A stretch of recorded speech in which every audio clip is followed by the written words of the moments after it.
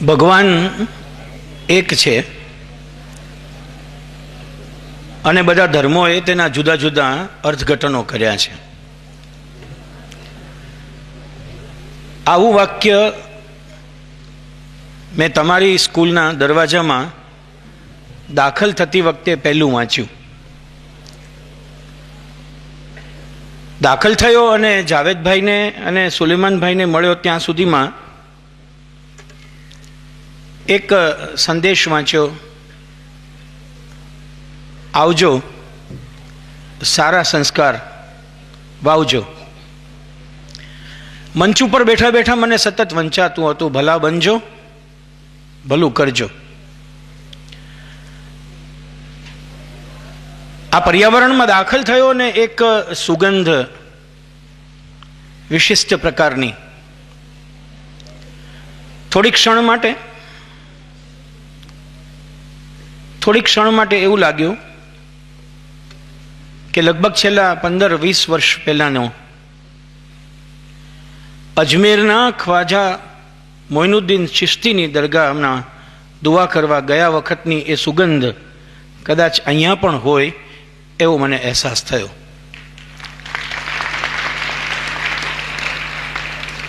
આપશ્રીના ધર્મગુરુજીને જ્યારે સાંભળ્યા ત્યારે મને એવું લાગ્યું કે હવે કોઈ કાંઈ ન બોલે અને માત્ર ઊભા થઈને તેઓ જે બોલ્યા છે એમની નીચે સહી કરે તો કાર્યક્રમ ઝડપથી પૂરો થઈ શકે. ઘણી વખત શબ્દની વાચાળતા પાસે ભાવ કમજોર બની જતા હોય છે. મને આનંદ પણ એ વાતનો છે કે આ શાળાના આચાર્ય મંચ ઉપર નહોતા અથવા નહોતી. સાચું કહું, આ વિદ્યાર્થીઓને જાણીને રસ પડશે અને આનંદ થશે. હું તો માનતો હતો કે આ જાવેદભાઈ જ આચાર્ય લાગે છે.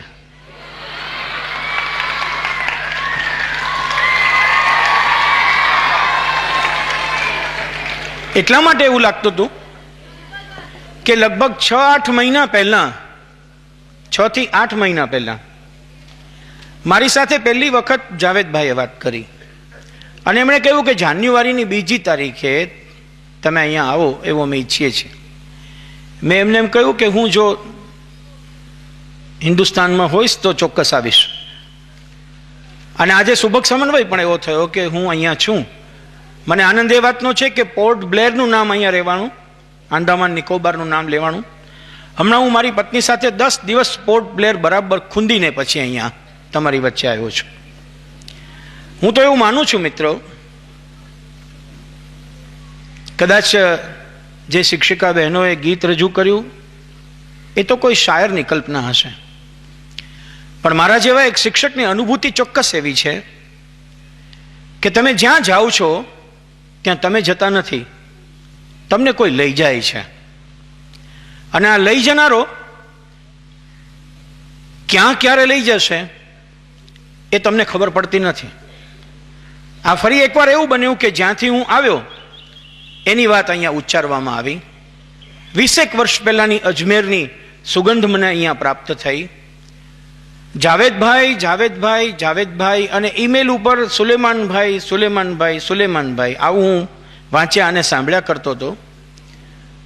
બહુ ઓછી શાળાઓ એવી જોઈ છે કે જ્યાં આચાર્ય આટલો નિર્લેપ હોય. મારે સૌથી પહેલાં તો આ શાળાના ટ્રસ્ટીઓને અને આપ સૌને અભિનંદન આપવાના કે તમને આવો એક આચાર્ય મળ્યો.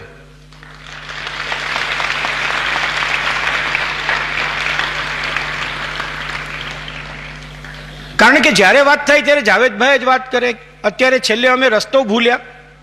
રસ્તો ભૂલવો એ માનવનો સ્વભાવ છે અને પડી આખડી અને રસ્તો ભૂલીએ ત્યારે જ ખબર પડે કે આપણને ટેકે હર કદમ પર ગીરે મગર સીખા कैसे गिरतों को थाम लेते हैं. દરેકે દરેક પડ ઉપર તમે પડો ત્યારે ખબર પડે કે પડ્યા ને ઠેસ વાગી. મહેમૂદભાઈએ શરૂઆતમાં વિષાદ યોગ વ્યક્ત કર્યો. મહેમૂદભાઈને સાંભળતો હતો ત્યારે મને ગીતાના અર્જુન યાદ આવતા હતા, કારણ કે ગીતામાં અર્જુનનો વિષાદ યોગ પણ આવો જ છે. હું બહુ લાંબી વાત નહીં કરું, કારણ કે માસ્ટર છું અને મને જાવેદભાઈએ પૂછ્યું કે કેટલી વાર તમે બોલો. મેં કહ્યું આમ તો યુનિવર્સિટીના અધ્યાપકોને ભણાવવા ટેવાયેલો છું, એટલે સળંગ 120 મિનિટ બોલી શકું છું. પણ ચિંતા ના કરશો, જાવેદભાઈ કંઈક ઊંધું સમજ્યા એટલે એને 150 મિનિટ પછી મારો વારો અહીંયા આપ્યો. પણ મહેમૂદભાઈને શરૂઆતમાં સાંભળ્યા ત્યારે મને 2 પ્રશ્નો થયા, આપની સાથે નિખાલસતાથી શેર કરું. કોઈ પણ સંસ્થા માટે 25 વર્ષ બહુ કંઈ લાંબો ગાળો નથી. સંસ્થાઓના આયુષ્ય તો બહુ મોટા છે. ભારતમાં હજુ હું તો આપનું જ્યારે કાર્ડ જોતો હતો ત્યારે જ મને ખ્યાલ આવ્યો કે આપણે 25 વર્ષ ઉજવીએ છીએ એટલે. પણ આપણી મંજિલની શરૂઆત તો આ વાત હું એટલા માટે કરું છું કે મારો પુત્ર અત્યારે ઇટલીમાં ભણે છે અને એ યુનિવર્સિટીની સ્થાપના 1088માં થઈ છે, 1088. અને કઈ તારીખે થઈ છે એ હજી એ લોકો શોધી શક્યા નથી. એટલે ભારતના નહીં પણ આખા વિશ્વના 5 ઇતિહાસકારો બેઠા છે અને 6 વર્ષથી શોધે છે કે 1088માં સ્થપાયેલી આ યુનિવર્સિટી કઈ તારીખે સ્થાપવામાં આવી હતી.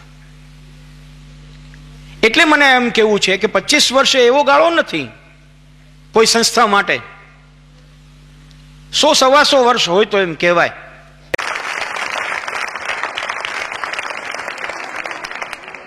एक छोटी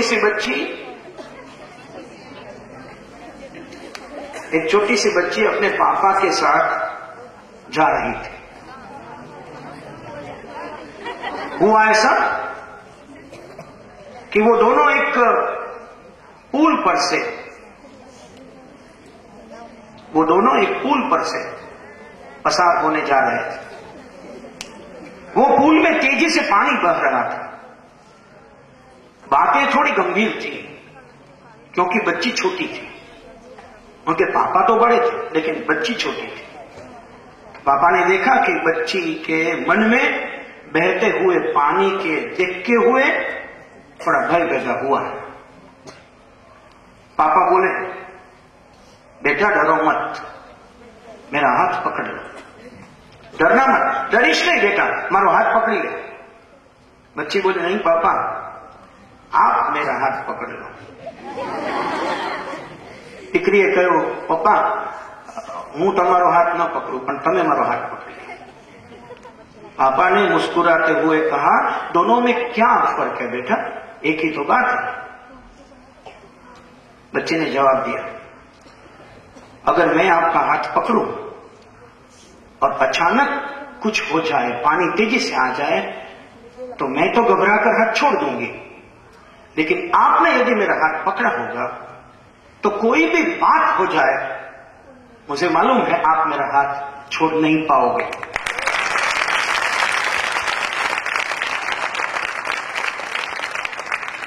સર, આઈ પર્સનલી બિલીવ કે શાળા એ આપણી એવી માતૃ સંસ્થા છે કે જે 25, 50, 75 વર્ષ પછી પણ બાપની જેમ પકડેલો હાથ ક્યારે છોડતી નથી.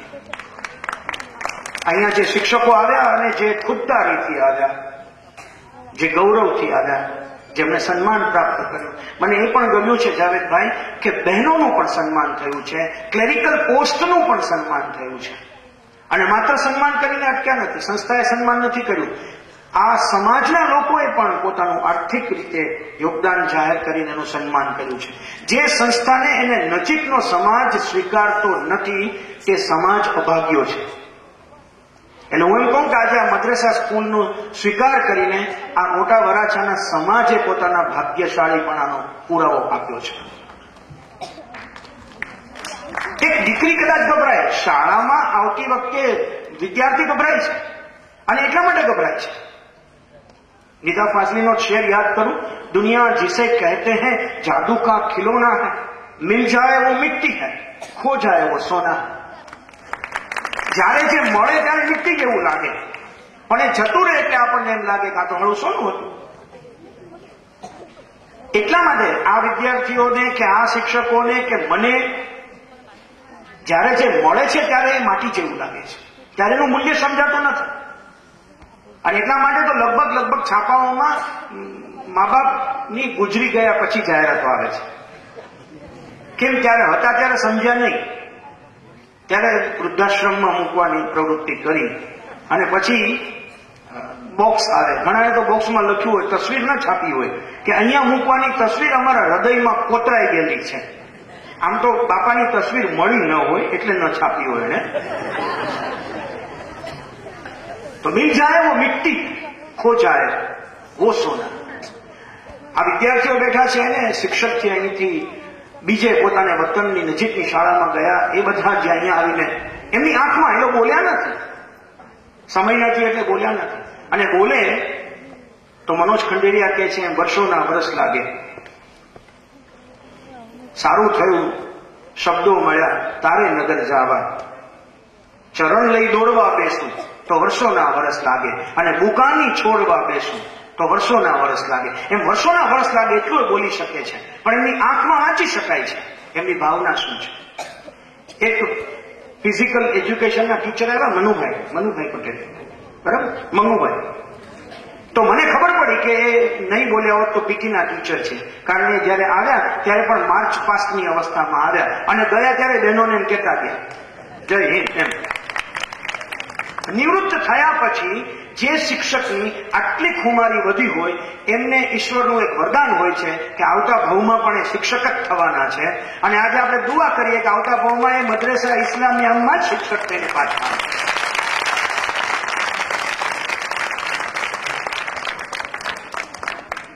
કેટલા બધા શિક્ષકો અહીંયા ઉપસ્થિત છે એટલે મને ભર્યું લાગે, સમજતું પણ મને ભર્યું વારે લાગતું હોય છે. અને એ આનંદને લઈને હું મારામાં પણ ભર્યું થતો જતો હોઉં છું. ચાણક્યએ કહ્યું કે શિક્ષક શું એમ નહીં, કારણ કે એ વાક્યો બહુ લખ્યા છે. આપણા ગુરુજીએ કહ્યું ને, વાક્યોમાં પણ આપણે યાદ રાખીએ છીએ કે આ ભાષા લખવી અને આ ભાષા ન લખવી. પણ એક સુંદર મજાનું વાક્ય છે, અને શિક્ષકોને હું ચરણે ધરીને મારી વાત શિક્ષકો પૂરતી પૂર્ણ કરીશ.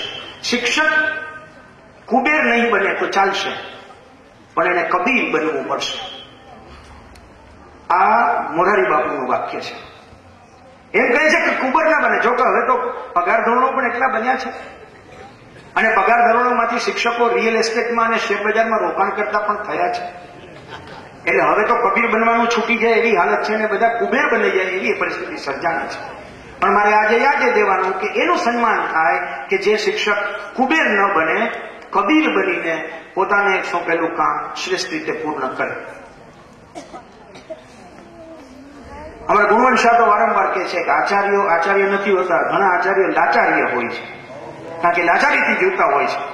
પણ એ લાચારી વગરના અહીંના આચાર્ય શ્રી કે જેમણે પોતાનો ભાર બીજા મિત્રો ઉપર મૂક્યો છે. અનફોર્ચ્યુનેટ એવું બન્યું છે સાહેબ, we are not ready to share our responsibility with others. Though others are capable enough, in number of times they are more capable enough. They are more capable enough. પણ આપણે એને સોંપી શકતા નથી. આચાર્યશ્રીએ પોતાના કામનો ભાર બીજા મિત્રો ઉપર શેર કર્યો છે. આઈ કેન સી કે એ અહીંયા ઉપસ્થિત રહેતા નથી, એટલે એમને પણ હું મારી સલામ અદા કરું છું. વિદ્યાર્થીઓ માટે બે વાત અને પછી એક મુદ્દો કહીને મારી વાતનું સમાપન. વિદ્યાર્થીઓ માટે એક મોટામાં મોટી વાત એ, મિત્રો તમે અહીંયા ભણવા માટે આવ્યા છો, અને તમને ગુરુજીએ જે વાત કરી એ વાતો ચોક્કસપણે કહું, મને આંકડા જાણીને બહુ આનંદ થયો કે 25 એન્જિનિયર થયા, આટલા ડોક્ટર થયા, 1600 ગ્રેજ્યુએટ થયા. આ ફિગર બધા સારા છે, પણ કોઈની ઉપર જયારે ઘા પડ્યો, કોઈને જયારે મુશ્કેલી થઈ, ત્યારે દોડીને જનારો ઇન્સાન કેટલા લોકો બન્યા છે, જેમણે સાચી માનવતા પોતે ટકાવી રાખી છે, એવા કેટલા લોકો બન્યા છે. એ આપણો મોટામાં મોટો આકાર છે. હવે ટકાની ટકટક નીકળી રહી છે. આપ સૌને ખ્યાલ છે કે ગ્રેડેશન પદ્ધતિ આવી રહી છે. It is required. હવે તમને ખબર છે, એન્જિનિયર થવું ને ડોક્ટર થવું એ બહુ કોમન બાબત છે સાહેબ. પરમ દિવસે કપિલ સિબ્બલે કહ્યું કે એન્જિનિયરિંગમાં 2 લાખ સીટ વધારવામાં આવશે. અત્યારે પણ એન્જિનિયરિંગની સીટો ખાલી પડી છે. અત્યારે પણ 35% વાળા એન્જિનિયર થાય છે. અને પછી એ એન્જિનિયર થયેલા પુલ બાંધે છે, એ બંધાય તે પેલા પુલ 2 વાર તૂટે પણ છે. એટલે આઈ ડોન્ટ કન્સિડર 25 વર્ષના આંકડામાં આપે આ ડેટા રાખ્યો તે બદલ આપનો હું શુક્રિયા અદા કરું. પણ આવતા 25 વર્ષનો ડેટા રાખજો અને આ બધા બાળકોનો સર્વાંગી વિકાસ કેટલો થયો છે. સાહેબ, હમણાં એક સંશોધન તો એવું થયું કે એ સંશોધન જો હું આ વિદ્યાર્થીઓને કહું તો બધા સ્કૂલમાંથી ભાગી ચૂકે. એ સંશોધન એવું થયું કે આખા વિશ્વની 100 ટોપ મોસ્ટ કંપનીઓના કોણ ચલાવે છે એ શોધવામાં આવ્યું. તો 100 કંપનીઓમાંથી 82 કંપનીઓ સ્કૂલના ડ્રોપ આઉટ લોકો ચલાવી રહ્યા છે.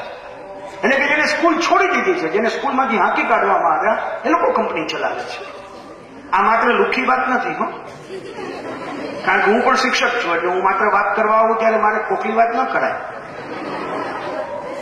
હું તમને યાદી આપી શકું બેસ્ટ જે કંપનીઓ છે, જેમાં cafe coffee day, radio, TV, aeroplane, car, motion picture, car stereo અને ગેસ માસ્ક, આની જેને શોધ કરી એ કોઈ સ્કૂલમાં ભણતા નહોતું. આપને ખ્યાલ છે આઇન્સ્ટાઈનને પણ એવું કહેવામાં આવ્યું હતું, સાહેબ કે તું ડોબો છો, ભાગ અહીંથી સ્કૂલમાંથી, અને એ નીકળી ગયો તો વૈજ્ઞાનિક બની ગયો. હું આપને એવી કંપનીનું વર્લ્ડ કંપનીનું લિસ્ટ આપી શકું: Kodak, Polaroid, Disney, Ford, Microsoft, Polo, Bank of America, Domino, Netscape, Apple, Dell, Reliance અને મેકડોનાલ્ડ્સ. આ બધા જે ચલાવે છે એ બધાને સ્કૂલમાંથી હાંકી કાઢવામાં આવેલા માણસો હતા. બોલો, હવે તમારે કંપની શરૂ કરવું હોય તો અહીંયા રહેવાય? જાવેદભાઈ એ મને બોલાવ્યો છે, તમને ટકાવવા બોલાવ્યો છે, તમને હાંકી કાઢવા નથી બોલાવ્યો. આ સંશોધન એવું સાબિત કરે છે, સાહેબ, કે જેનામાં વિચારનો એક સ્પાર્ક મૂકવામાં આવ્યો, સ્કૂલે મૂક્યો. આપ સૌને ખ્યાલ છે બિલ ગેટની વાત તો બહુ જાણીતી છે, હું રિપીટ નથી કરતો. He was invited by his university. આપણે એમ કહીએ કે ઓક્સફર્ડ ને આ બધી યુનિવર્સિટીઓ બહુ મોટી, એ બધી યુનિવર્સિટીઓએ પણ એક વખત બિલ ગેટને હાંકી કાઢ્યો અને 30 વર્ષે બિલ ગેટે પોતાની યુનિવર્સિટીને પાછા બોલાવીને કહ્યું કે ભાઈ તું કોન્વોકેશન એડ્રેસ આપ. એને પદવીદાન સમારંભમાં વિદ્યાર્થીઓને સંબોધવા બોલાવ્યો અને ત્યારે બિલ ગેટનું પહેલું વાક્ય એવું હતું કે I am very lucky that this university has already asked me before 30 years that you are not good at education, leave the university. I left it and I am here to deliver the convocation address. તમે કલ્પના કરી શકો છો, હું પદવીદાન સમારોહનું મુખ્ય વ્યાખ્યાન આપવા કેમ આવ્યો? બીજાની વાત કેમ કરવી આપણે? બિલ ગેટની વાત શું કરીએ? અમિતાભ બચ્ચન, અમિતાભ નામ લઈને ફિલ્મી દુનિયામાં આવ્યો ત્યારે કોઈએ કીધું કે આવું લાંબુ નામ ન હોય, તારું છે એવું લાંબુ નાક ન હોય, તારો છે એવો ઘોઘરો અવાજ ન હોય, ભાગ અહીંથી. અને આજે આપને ખ્યાલ છે ભારત સરકાર 30 સેકન્ડનો અમિતાભ બચ્ચનનો અવાજ રેકોર્ડ કરે ત્યારે ભારત સરકાર પાસેથી 15 કરોડ રૂપિયા રોકડા લે છે. ઓલ ઇન્ડિયા રેડિયોના વોઇસ ટેસ્ટની અંદર હી વોઝ રિજેક્ટેડ. આકાશવાણી એ અમિતાભનો વોઇસ ટેસ્ટ એને એમ કહ્યું કે તું નહીં ચાલે ભાઈ, જવા દે, અવાજ છાવો કરીને આવો. એને ફિલ્મના પ્રોડ્યુસરે કહ્યું કે આ નામ મોટું છે, આવું ના ચાલે. એને કહ્યું નામ પણ આ જ રહેશે, નાક પણ આ રહેશે, અવાજ પણ આ રહેશે, એન્ડ આઈ વિલ પ્રૂવ, હું સાબિત કરી બતાવીશ. કરી બતાવ્યું છે. હું તમને એ મિત્રો કહેવા માંગુ છું કે તમારી અંદર, મેં શરૂઆત કરી કે હું અલગ જોતો નથી, તમારી અંદર પડેલું એક તત્વ એવું છે કે જે તત્વને સંવારવાનું કામ આ શિક્ષકો કરે છે, શિક્ષકોને અનુકૂળતા રહે એવું કામ ટ્રસ્ટીઓ કરે છે, અને ટ્રસ્ટીઓને તકલીફ ન પડે એ જોવાનું કામ સમાજ કરે છે. આ તો એક ચેઇન છે, સાહેબ. આ એવી ચેઇન છે કે જેમાં એકબીજાનો હાથ પકડવાનો છે. વચ્ચેથી કોઈનો હાથ છૂટી જાય તો પેલી નાનકડી દીકરીએ જે અફસોસ વ્યક્ત કર્યો હતો કે હું તો છોડી દઈશ, તમે નહીં છોડી શકો. ભૂતકાળના દ્રષ્ટાંતો મારે આપવા નથી. આઇન્સ્ટાઈનને સ્કૂલમાંથી હાંકી કાઢ્યો. બીથોવન, જેને શ્રેષ્ઠ સંગીત આપ્યું, એ પોતે જ બહેરો હતો. He was not able to listen his own music, what he has composed. પોતે બનાવે એ સંગીત પોતે ન સાંભળી શકે. છતાં એ વર્લ્ડનો બેસ્ટ મ્યુઝિશિયન બન્યો. મારે ઉદાહરણ આપવાની આગળ વાત કરવી હોય તો જેને કુદરત વિશેની શ્રેષ્ઠ કવિતા લખી મિલ્ટન, જેમની બેસ્ટ પોએમ ગણવામાં આવી, એ લખનાર પોતે અંધ હતો. He was not able to see what he has written. મારે કદાચ તમારી સામે એવો દસ્તાવેજ રજૂ કરવો હોય તો હું એ દસ્તાવેજ સ્વરૂપ એટલા માટે લઈને આવ્યો છું કે ઘણી જગ્યાએ મને એવા લોકો મળે છે કે જેમ કે આ વાત તમે કઈ તે સાચી નહીં, એટલે હું દસ્તાવેજ લઈને આવ્યો છું. 7 વર્ષનો એક છોકરો પોતાનું મકાન ગુમાવી બેસે, 9 વર્ષે એની માતા મૃત્યુ પામે, 22 વર્ષનો થાય ત્યારે ક્લાર્કની નોકરી જતી રહે, 25 વર્ષનો થાય ત્યારે કાયદાની ચૂંટણી હારી જાય, 27 વર્ષનો થાય ત્યારે નર્વસ બ્રેકડાઉન નો શિકાર બને, 28 વર્ષે પોતાની પ્રિયતમાનું અવસાન થઈ જાય, 30 વર્ષે પોતે સ્પીકર પદની ચૂંટણી હારી જાય, 35 વર્ષે કોંગ્રેસની ચૂંટણી હારી જાય, 46 વર્ષે સેનેટની ચૂંટણી હારી જાય, 46મા વર્ષે પોતાના પ્રિય દીકરાનું અવસાન થઈ જાય, 47મા વર્ષે પોતે અમેરિકાના વાઇસ પ્રેસિડેન્ટની ચૂંટણી હારી જાય. ક્યાંય લાગ્યું આગળ વધ્યો?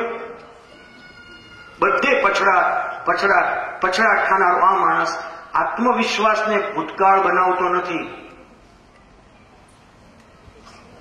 આત્મવિશ્વાસ એને ભૂતકાળ ન બનવો જોઈએ. અને તો એ 52મા વર્ષે, છેક 7 વર્ષથી શરૂ થયું, 52મા વર્ષે એ અમેરિકાનો પ્રેસિડેન્ટ બને અને જેના નામે આજે અબ્રાહમ લિંકન કહીને લોકો શપથ લે, એ અમેરિકાનો એ પ્રેસિડેન્ટ બની છે.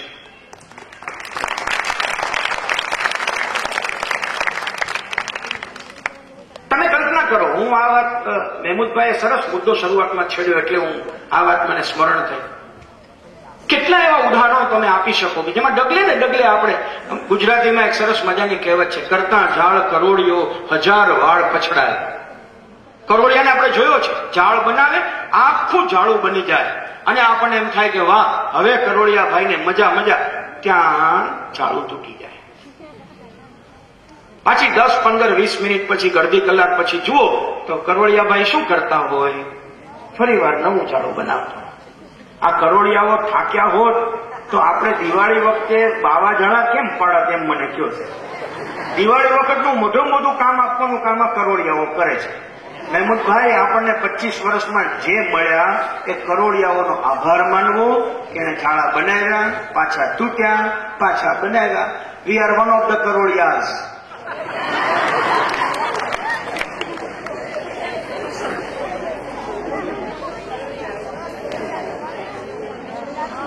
मेरे दिल के किसी कोने में एक मासूम सा बच्चा, मेरे दिल के किसी कोने में एक मासूम सा बच्चा देखकर बड़ों की दुनिया बड़ा होने से डरता है. દરેકના હૃદયની અંદર છે, અહીંયા બેઠેલા મારાથી માંડીને આપણા મૌલાના ગુરુજીના હૃદયથી માંડીને દરેકમાં આજે પણ એક બાળક હજી બેઠું છે. સૌને ગમે છે. કદાચ કોઈને પદ નડે, પ્રતિષ્ઠા નડે તો જુદી વાત છે, પણ સૌને બારણું બંધ કરીને પણ બાળક થઈને રડી પડવામાં મજા આવતી હોય છે. હજી આપણી અંદર એક બાળક જીવતું બેઠું છે. અને એટલા માટે નિદા ફાઝલીએ સરસ શેર આપ્યો, ઘર સે મસ્જિદ હૈ બહુત દૂર, ચલો यूं कर ले किसी रोते हुए बच्चे को हंसाया जाए. That's enough. If you cannot go to the prayer itself, the child is here. He or she is self is a prayer.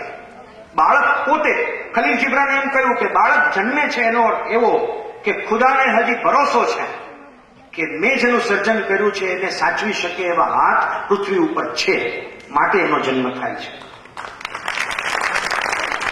I personally feel, હું એવું માનું છું સાહેબ, આપણા રજિસ્ટરમાં લખાયેલા બાળકોના નામ એ બાળકોના નામ નથી, ખુદ ખુદાએ કરેલા હસ્તાક્ષર છે. એ રીતે એ રજિસ્ટરને આપણે પવિત્ર ગણીને માથે ચડાવવાની આ સમય આવીને ઉભો છે. મિત્રો, કદાચ વિદ્યાર્થીઓને હું એ વાત તરફ ધ્યાન દોરવાનું પસંદ કરું, અને આજે મારે અહીંયા ખાસ કહેવામાં મને રસ છે કે તમે અને હું જ્યારે જે કંઈ પામી રહ્યા છીએ ત્યારે કેટલાય લોકો ન પામ્યાના ભોગે પામી રહ્યા છે. What we are gaining today is only due to number of children who are deprived of it. જે લોકો પામી નથી તે તમે અહીંયા છાયામાં બેઠા છો ને હું અહીંયા છાયામાં બેઠો છું, ત્યારે કેટલાય લોકો તડકાની અંદર નાના નાના બાળકો ખાડા ખોદી રહ્યા છે અને પેટનો ખાડો પૂરવા માટે મહેનત કરી રહ્યા છે. એમના ભોગે આપણે અહીંયા છે.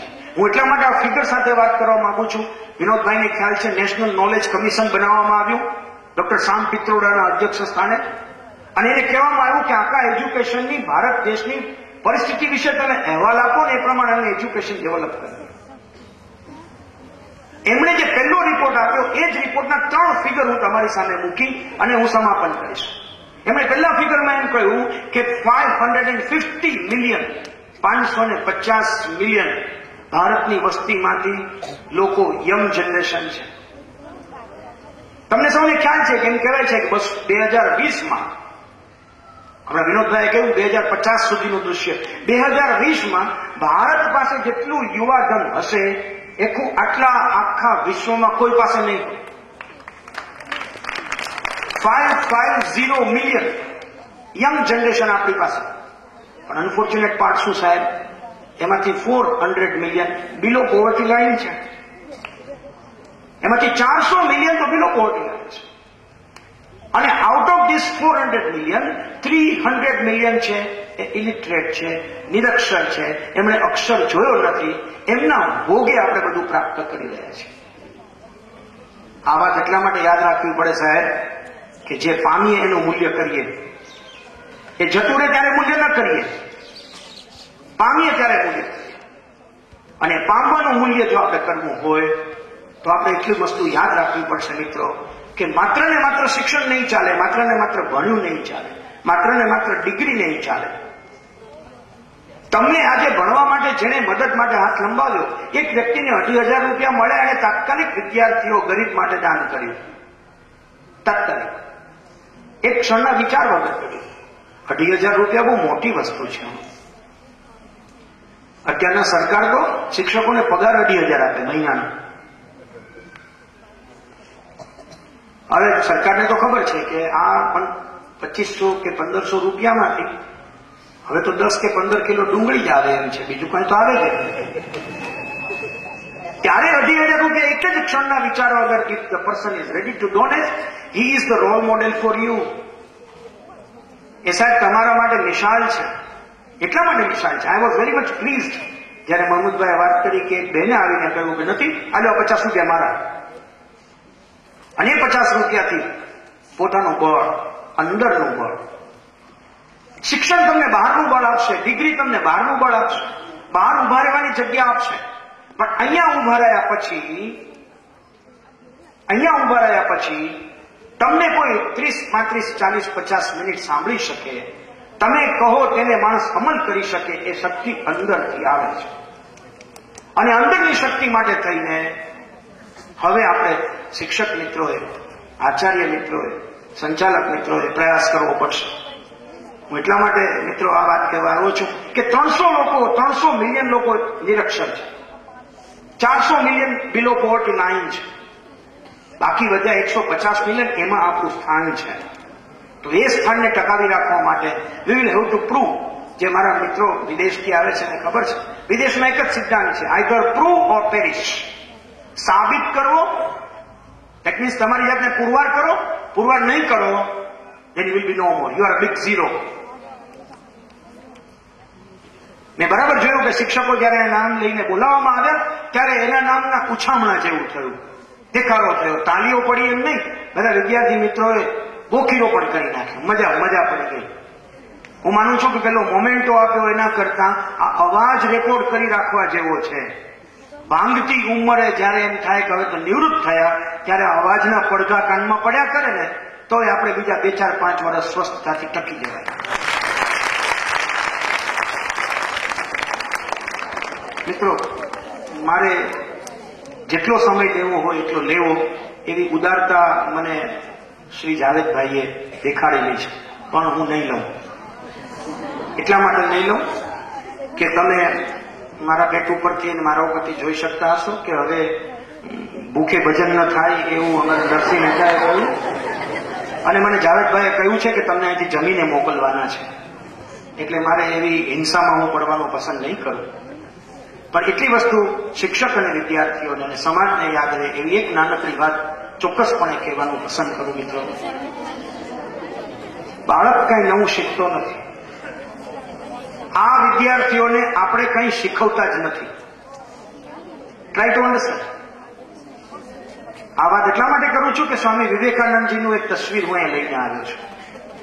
મારી દ્રષ્ટિએ એજ્યુકેશનની જો શ્રેષ્ઠતમ ડેફિનેશન કોઈએ આપી તો એમણે આપી manifestation of perfection already in man. આ 101% સેક્યુલર ડેફિનેશન છે. Manifestation of perfection already in man. મનુષ્યમાં રહેલ પૂર્ણત્વનું પ્રગટીકરણ. એનો મિનિંગ શું થયો સાહેબ? આ બેઠા છે એમાં પૂર્ણત્વ છે. શિક્ષકે સ્વીકારવું પડે કે મારી સામે બેઠો છે માણસ છે. Number 1, step number 1. સામે બેઠેલા બાળકનો માણસ તરીકે સ્વીકાર કરવો એ શિક્ષકનું પહેલું કર્તવ્ય. બીજું, એનામાં પૂર્ણત્વ છે તેનો સ્વીકાર કરવો એ બીજું કર્તવ્ય. આ બે કર્તવ્ય સ્વીકારો પછીનું તમારું ત્રીજું કામ રહેતું નથી. એને જેમ ઉગવું છે તેમ ઉગવા દો. I can assure you sir, અંદર પોટેન્શિયલ ભરવામાં, આપણામાં ક્ષમતા વેચવામાં ઉપરવાળાએ કઈ જાતની બાંધછોડ કરી નથી. એમણે હિન્દુ, મુસ્લિમ, શીખ, ઈસાઈ એવા કોઈ ભેદ પાડ્યા નથી. ભેદ એટલો જ છે માત્ર જન્મેલા માણસે નક્કી કર્યું મારાથી આ થાય, અને બીજા માણસે નક્કી કર્યું કે આપણું આ કામ નહીં. This is the difference. માણસ જન્મે પછી બે નિર્ણય લઈ શકે, this is my cup of tea, and number 2, this is not my cup of tea. જે વ્યક્તિ નક્કી કરે કે this is my cup of tea, મારાથી આ થાય, તેનાથી થાય જ.